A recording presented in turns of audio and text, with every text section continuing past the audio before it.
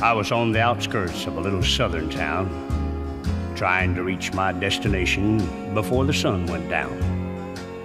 The old CB was blaring away on Channel 19 when there came a little boy's voice on the radio line. And he said, "Breaker 19, is anyone there? Come on back, truckers, and talk to Teddy Bear." Well, I keyed the mic and I said, "You got it, Teddy Bear." And the little boy's voice came back on the air. "Appreciate the break. Who we got on that end?" I told him my handle, and then he began. "Now, I'm not supposed to bother you fellas out there. Mom says you're busy and for me to stay off the air. But you see, I get lonely and it helps to talk, 'cause that's about all I can do. I'm crippled and I can't walk." I came back and told him to fire up that mic, and I'd talk to him as long as he liked. "This was my dad's radio," the little boy said, "but I guess it's mine and Mom's now, 'cause my daddy's dead. Dad had a wreck about a month ago. He was trying to get home in the blinding snow. Mom has to work now to make ends meet, and I'm not much help with my 2 crippled feet. She says not to worry, that we'll make it all right, but I hear her crying sometimes late at night. You know, there's one thing I want more than anything else to see. Oh, I know you guys are too busy to bother with me, but you see, my dad used to take me for rides when he was home. But I guess that's all over now since my daddy's gone. Not one breaker came on the old CB as that little crippled boy talked with me. I tried hard to swallow a lump that just wouldn't stay down as I thought about my boy back in Greenville town. Dad was going to take Mom and me with him later on this year. Well, I remember him saying, "Someday this old truck will be yours, Teddy Bear."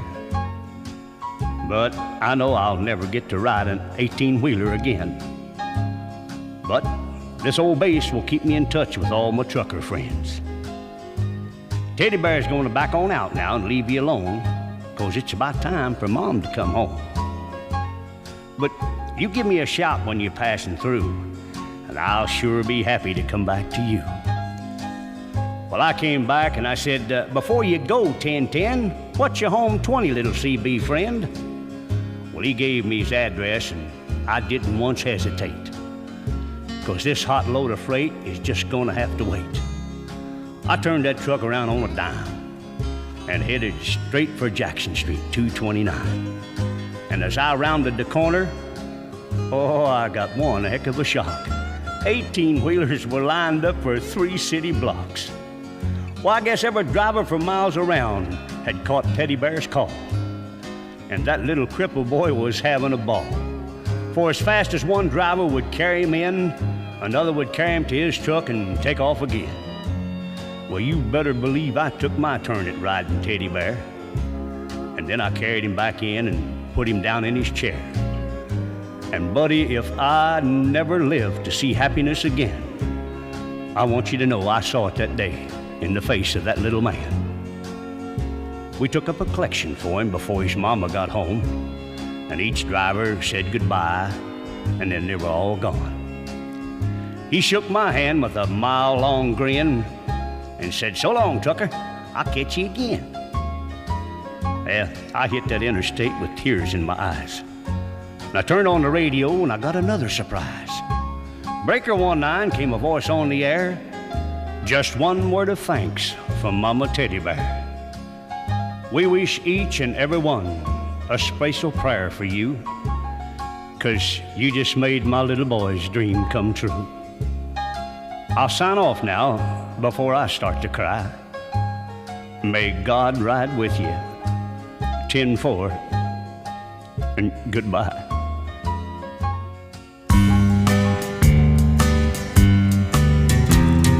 I was sitting in this beer joint down in Houston, Texas.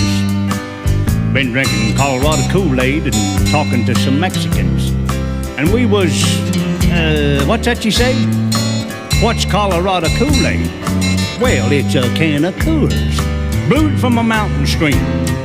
It'll set your head on fire and make your kidneys stream. Oh, it sure is fine. Yeah, and we was having ourselves what you call one of them real good times.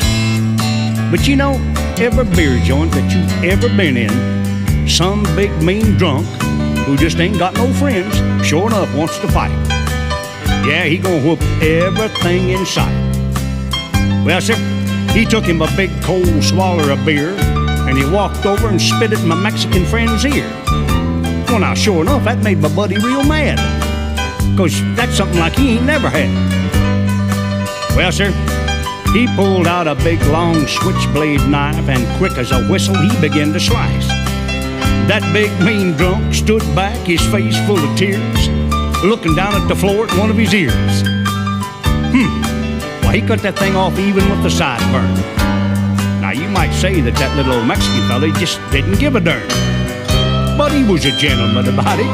He bent over with a halfway grin, picked it up and handed it back to him. And he said, "Now, big man, you get the urge to spit a little beer, just open up your hand there and spit it in your own ear.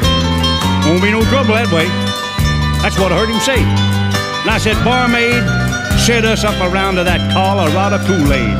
And while you're up there, bring this fella a box of Band-Aids."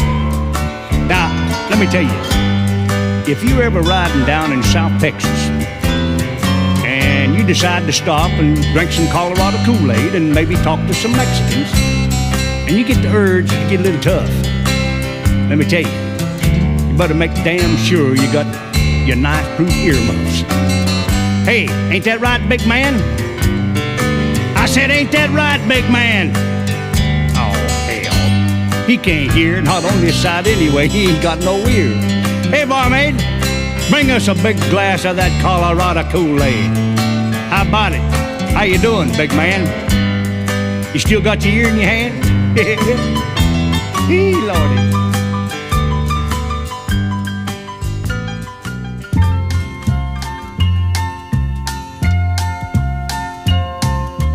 I recall the night that you came into this world. I couldn't believe the doctor when he said it's a little girl. Oh, I said, "Now, doc, you must be wrong. You see, I want a boy." Then he laid you in my arms, and my heart sang with joy.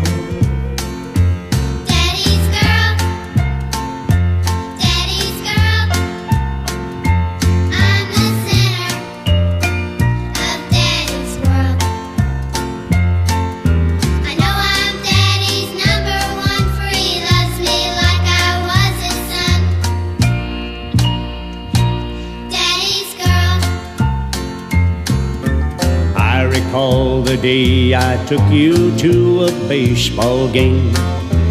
You brought along your baby doll and half its baby things. We sat there a-playing house while the Dodgers played the Braves. And everyone in the bleachers looked at us as if to say,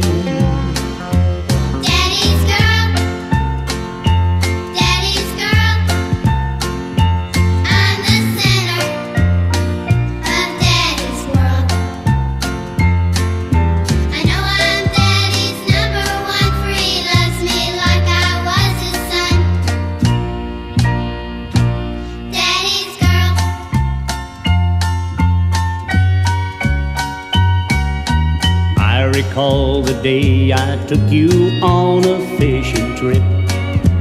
You said, "Daddy, won't that hook hurt the fish's lip?" And you said, "If they don't get air, those things in the can will die." So we turned the worms loose and chased some butterflies.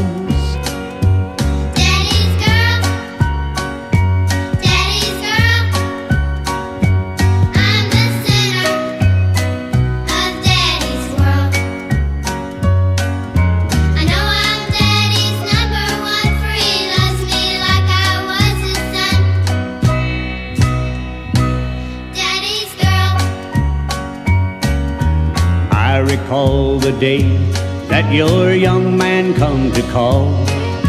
Seems like only yesterday we swam and played football.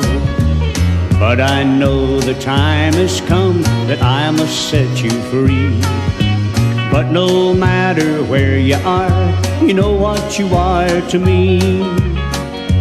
Daddy's girl, Daddy's girl, I'm the center of Daddy's world. I know I'm Daddy's number one, for he loves me like I was his son. Daddy's girl, Daddy's girl, Daddy's girl.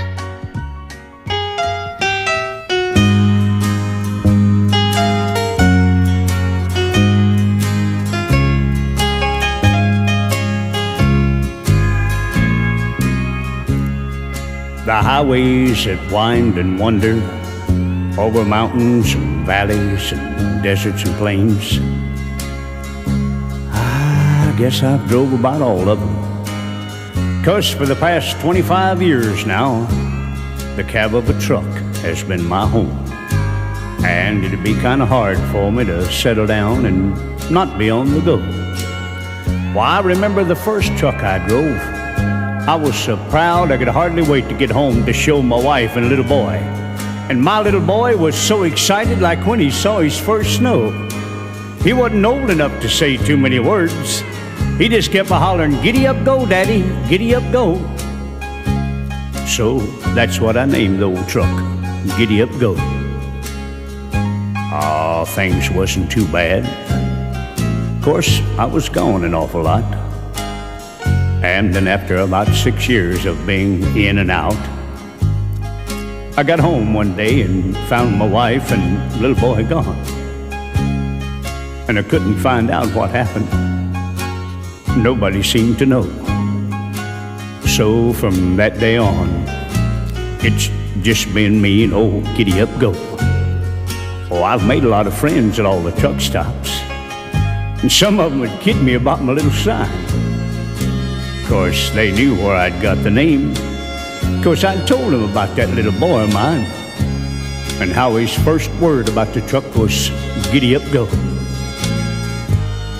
Well, today I was barreling down old 66 when up beside me pulled a brand new diesel rig, both stacks blowing black coal. And as he pulled around and back in front of me, a big lump came in my throat, and my eyes watered like I had a bad old cold. A little sign on the back of the truck that read, "Giddy Up Go." Well, I pushed old Giddy Up and stayed right on him till the next truck stop where he'd pulled up. And I waited till he went in, and I offered to buy him a cup. Well, we got to talking shop, and I said, "How'd you come by the name on your truck, Giddy Up Go?" Well, he said, "I got it from my pop. Dad used to drive a truck. That's what Mom talked about a lot." You see, I lost Mom when I was just past 16, and I lost all track of Pop. Mom said he got the name from me. Well, I shook his hand and told him I had something I wanted him to see. And I took him out to the old truck and brushed off some of the dirt so the name would show. And his eyes got big and bright as he read Giddy Up Go. Oh, we had a lot of things to talk about, and buddy, I felt like a king. And now we've just pulled back on old 66, and he handled that rig better than any gear jammer that I'd ever seen. Well, now the lines on the highway have got a much brighter glow as we go roaring down the road, and me staring at little sign that reads, "Giddy Up Go."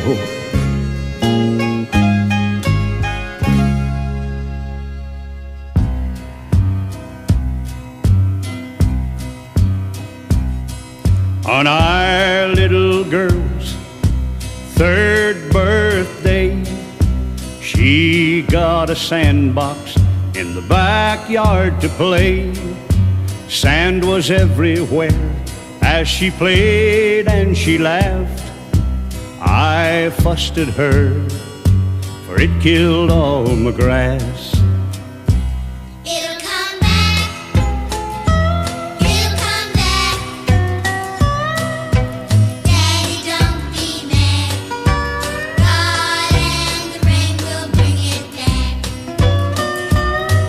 When our little girl just turned 10, she got a bike to ride with all her friends.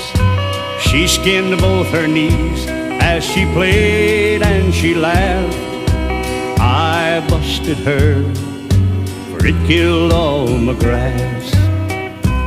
It'll come back. It'll come back. Daddy, don't be mad. God and the rain will bring it back.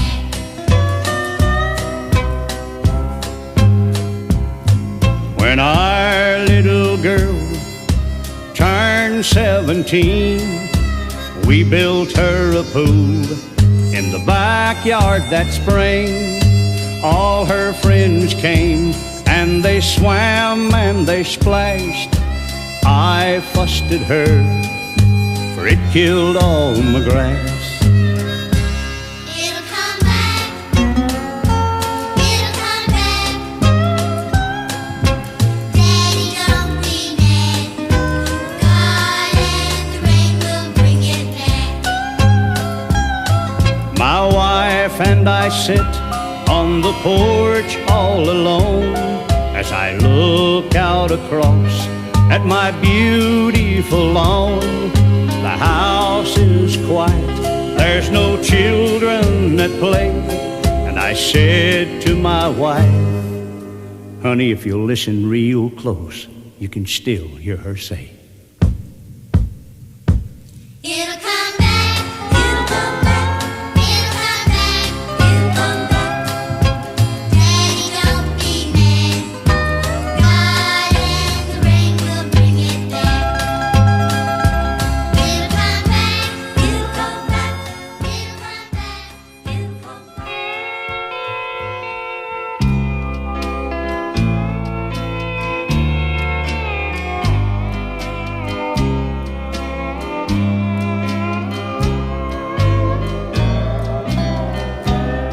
We'd just finished our dinner and I'd gone in the den and turned on the TV when she walked in and kissed me on the cheek like a million times before. And she said, honey, I know it's late, but if you don't mind, my shopping's gotten a little behind, so I think I'll drive downtown to the grocery store. Well, I didn't look up, just nodded okay and asked her to hand me an ashtray. And when she did, I reached over and squeezed her hand, and then she left. And I shuddered a minute at the thought of my world without her in it. And I reassuringly sought the touch of my wedding band. Well, I must have been dozing, 'cause I didn't hear the door, and I thought, now that's strange, I'd never done that before. But I looked up, and she was standing by my chair. Kinda snuck in on me, I said, and she smiled and nodded her head. And I told her that she looked just like an angel standing there. For a long moment she didn't say a thing, and then she caressed her gold wedding ring, and I thought I saw a teardrop in her eye. Honey, you'll never know how much I love you, she said. And I thought of the many years that we'd been wed, as I told her that no one could be as happy as I. And then the strangest feeling filled the room, not one of happiness, but one of gloom. And for the first time in my life, I saw sadness in her face. I reached out to touch her, and she drew away. And she told me again that ours was a love that time could never erase. And then I thought I heard 1,000 voices singing, but I realized it was the telephone ringing. And that's when I saw the halo surround her pretty golden hair. I turned trembling to the receiver and heard a cold voice say that there'd been a wreck out on the highway. And I knew that when I looked back, she wouldn't be there because it was an angel's way of saying our last goodbye.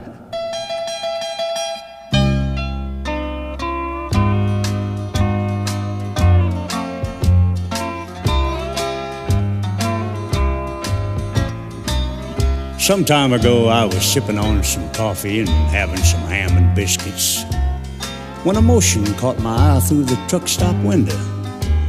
It was a little lost puppy, half-starved and shaking from fear. Well, I just had to make friends with him, so I picked him up and put him in the cab. And buddy, he took to that truck like he was born there. Well, I named him Little Joe, and as I watched him sleep on the seat beside me, that's when I knew that Little Joe would be with me for a long, long time.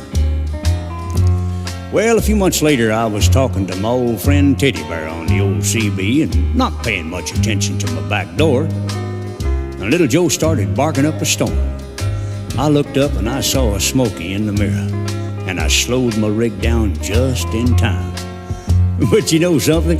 Teddy Bear heard Little Joe barking and he said, "Hey, Big Red, let me talk to your partner." And I said, "You got it, good buddy. How's the old Smoky situation, Little Joe?" And Little Joe said, "Rough." Aw, that just tore him up.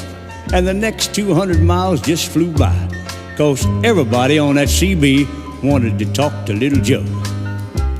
Well, one night we were headed through the Smokies in East Tennessee, and Little Joe started acting real nervous. I heard the sounds of lightning on the old CB, and suddenly we were in the worst storm that I'd ever seen. All at once I saw headlights coming straight at my rig. Someone was blinded in the rain, so I swerved fast and just barely missed a camper full of kids. But the shoulder gave way, and we crashed over the side of the mountain. And when I woke up, my truck was on fire, and I couldn't move. But somehow, Little Joe grabbed me by the collar and pulled me away from that burning rig. Well, I was in the hospital the next time I woke up, and the doctor was there to break the bad news. The accident had taken my sight. Oh, God, now I can't even drive. And that's when I realized how helpless Teddy Bear must have felt before the miracle happened that made him walk again. And then I thought, well, now, where's Little Joe? Ain't nobody said anything about Oh, I was so sad, because I figured Little Joe had given his life to save me. Well, my brother asked me to come live with him, and when he opened the door to my new room, I heard an old CB just a-blaring away. Well, I couldn't wait to grab that mic, and the first voice I heard was my old buddy Teddy Bear, ratchet-jawing in the distance. So I broke for him, and he came right back to me. Why, it was almost like old times again. Teddy Bear was a-yakking away, unloading all the latest news on me and getting louder and louder. But all of a sudden, the sound of an engine seemed to drown Teddy Bear out. And I said, "Hey, what's going on?" Teddy Bear said, "Open your front door, good buddy, I'm just outside." Lord, the roar of engine seemed to rock the house, and all around me I could hear familiar voices and slamming doors. Oh, I couldn't hold back the tears. All my friends were there. And then I heard something I couldn't believe. Little Joe? That bark? Why, it had to be Little Joe. And no sooner than that, he was all over me. And I put my arms around my old partner, and the tears were streaming down my face. And then I felt something strange. Little Joe hadn't worn a collar before, and attached to the collar was a handle. A hush fell over my friends, and I realized, Lord, my new eyes were standing at my feet. Little Joe.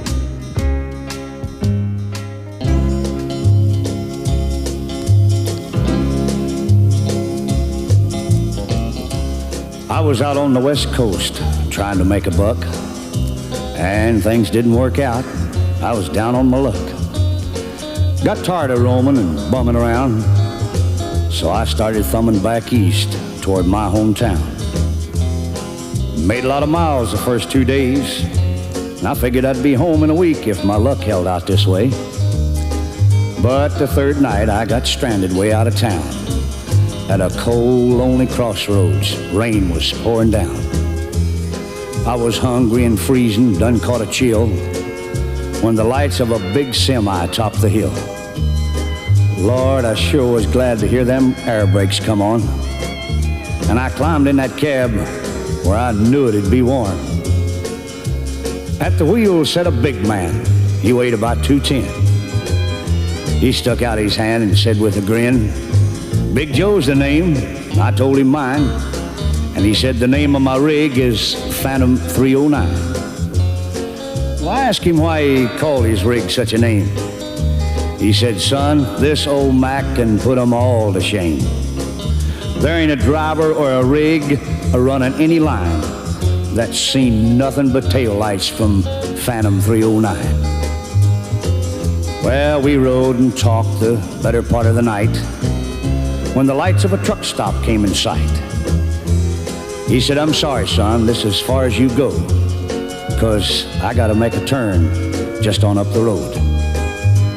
Well, he tossed me a dime as he pulled her in low and said, "Have yourself a hot cup on old Big Joe." When Joe and his rig roared out into the night, in nothing flat, he was clean out of sight. Well, I went inside and ordered me a cup, told the waiter Big Joe was setting me up. Oh, you could have heard a pin drop. It got deathly quiet, and the waiter's face turned kind of white.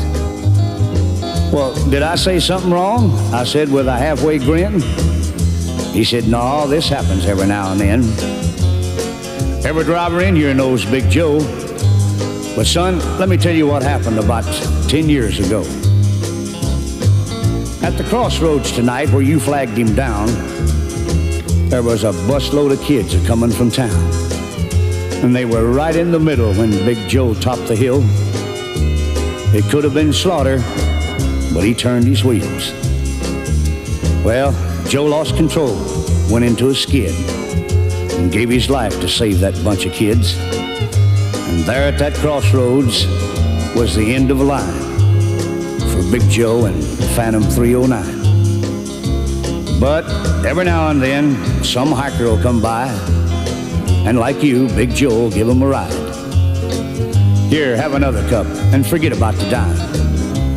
Keep it as a souvenir from Big Joe and Phantom 309.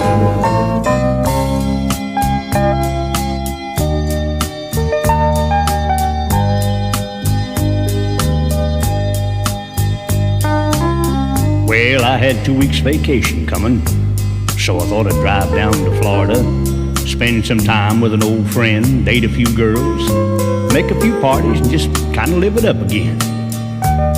So I packed up my car, and then I called my mom in Tennessee and told her what I'd planned to do. And she said, "Son, are you coming by?" And I said, "Mom, I'm really pushed for time. But honey, I'll see you in a week or two." And I was driving through this little town in Georgia when I remembered today is Mama's birthday. Well, I thought I'd just stop and wire some flowers. Shouldn't take too long, then I'd be on my way. So I walked in the flower shop, and the first thing I saw was this little boy with his eyes full of tears. And I said, "Son, what's wrong?" And he said, "Mama loves roses, and today's her birthday, and I haven't seen her in almost a year." Roses for Mama, today's her birthday. Roses for Mama, today's her birthday.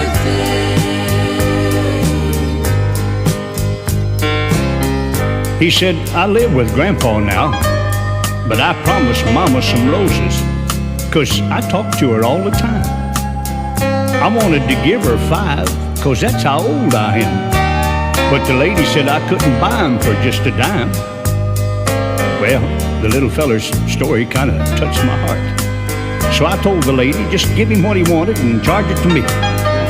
Well, that's when I told her to wire a dozen roses to my mama up in Chapel Hill, Tennessee. Well, I looked around, the little boy was gone. But all of a sudden, the door flew open and he came running back in. And he said, "Mister, I forgot to thank you for the roses." He smiled and shook my hand and ran back out again. Well, I started on out of town, and I was feeling real proud of myself for thinking of my mama and really caring. When I looked out my window, I saw that same little boy kneeling by a grave in an old cemetery. Well, I stopped my car and walked over to where the little boy was kneeling down, and he smiled up at me and he said, "This is where my mama stays. She says she sure does thank you for these pretty roses." Well, that's when I had to walk away. And I drove right back to that flower shop and I said, "Lady, have you sent those flowers to Tennessee?" And she said, "No, not yet." And I said, "Well, just never mind. I'll just take them back with me." Roses for Mama, today's her birthday. Roses for Mama, today's her birthday.